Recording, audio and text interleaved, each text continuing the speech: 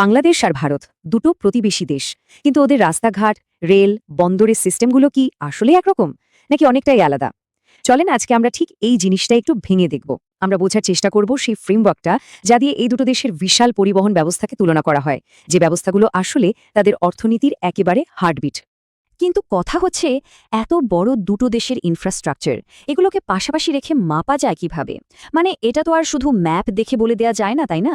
এর পিছনে কিন্তু অনেক ফ্যাক্টর কাজ করে।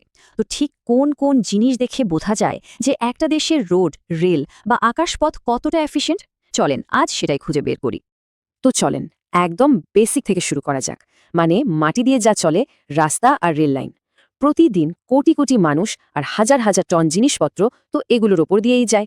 একটা দেশের রাস্তা আর রেল লাইনকে কিন্তু তার শরীরের রক্তনালীর সাথে তুলনা করা যায়, একদম শিরা উপশিরার মতো। ভাবুন তো, ঠিক যেভাবে রক্ত সারা শরীরে অক্সিজেন পৌঁছায়, এই রাস্তাঘাটগুলোও কিন্তু ঠিক সেভাবেই দেশের এক কোণা থেকে আরেক কোণায় অর্থনীতিকে বাঁচিয়ে রাখে, সচল রাখে। আচ্ছা, এই নেটওয়ার্কগুলো মাপার একটা খুব সহজ কিন্তু কাজের উপায় আছে। সেটা হলো রোড ডেন্সিটি বা রাস্তার ঘনত্ব। সোজা কথায়, প্রতি ১০০ বর্গ কিলোমিটার জায়গায় মোট কত কিলোমিটার রাস্তা আছে সেটার হিসাব। এখন বাংলাদেশ বা ভারতের মতো এত ঘনবসতির দেশে এই নাম্বারটা কিন্তু ভীষণ ইম্পর্ট্যান্ট, কারণ এটাই বলে দেয় যে দেশের এক জায়গা থেকে আরেক জায়গায় যাওয়াটা আসলে কতটা সহজ। আর এই রোড ডেন্সিটির এফেক্ট কিন্তু বিশাল। মানে যেখানে ঘনত্ব বেশি সেখানে যোগাযোগ ব্যবস্থাও দারুণ, ঠিক শহরের মতো, সবকিছু হাতে নাগালে। আর যেখানে ঘনত্ব কম, সেই এলাকাগুলো বেশ বিচ্ছিন্ন, পৌঁছানোও কঠিন। একটা দেশের ভেতরের ব্যবসা বাণিজ্য কিন্তু অনেকটাই এর উপরই দাঁড়িয়ে থাকে। এবার আসি রেলের কথায়। রেল নেটওয়ার্ক মাপার জন্য দেখা হয় টোটাল রুট কিলোমিটার, মানে ট্রেন চলার জন্য মোট কত কিলোমিটার লম্বা লাইন পাতা আছে। এখানে কিন্তু একটা লাইনের পাশে দুটো ট্র্যাক না চারটে ট্র্যাক সেটা বড় কথা না। আসল কথা হলো রেল লাইনটা দেশের কতদূর পর্যন্ত ছড়িয়ে আছে, কতটা এলাকা কভার করছে। ওকে, তো মাটি থেকে এবার একটু আকাশে ওঠা যাক, কি বলেন? মানে অ্যাভিয়েশন বা বিমান চলাচল, এটা কিন্তু দেখায় যে একটা দেশ বাকি দুনিয়ার সাথে কতটা কানেক্টেড।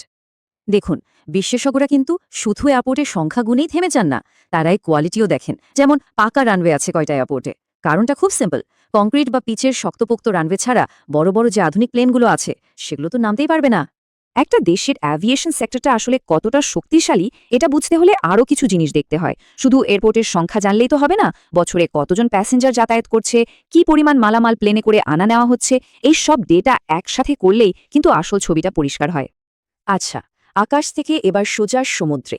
চলুন বন্দর আর লজিস্টিক্সের দিকে তাকাই। এগুলোকে বলা যায় গ্লোবাল ট্রেডের গেটওয়ে বা সদর দরজা। যে কোনো দেশের ইম্পোর্ট এক্সপোর্টের জন্য বন্দর তো লাইফ লাইন, তাই না? বন্দরের পারফরমেন্স মাপার একটা ইন্টারেস্টিং ইউনিট আছে, টিইইউ, মানে একটা ২০ ফুট লম্বা কন্টেইনার।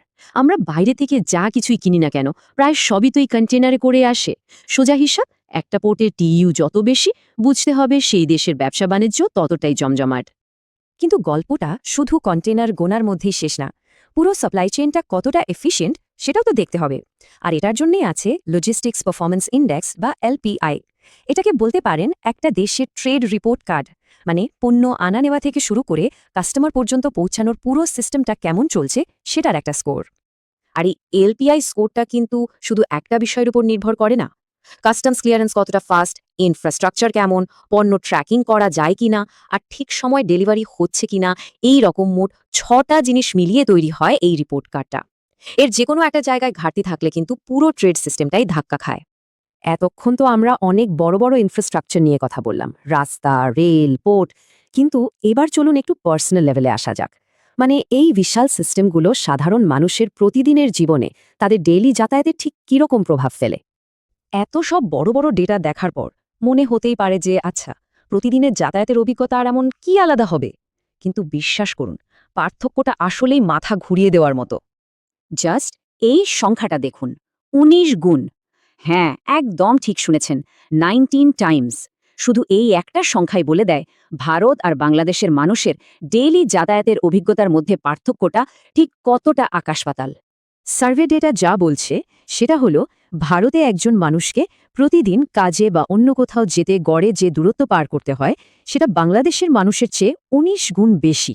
ভাবা যায়, মানে এক দেশের মানুষ তার দৈনন্দিন জীবনে অন্য দেশের মানুষের চেয়ে অনেক বেশি পথ পাড়ি দিচ্ছে।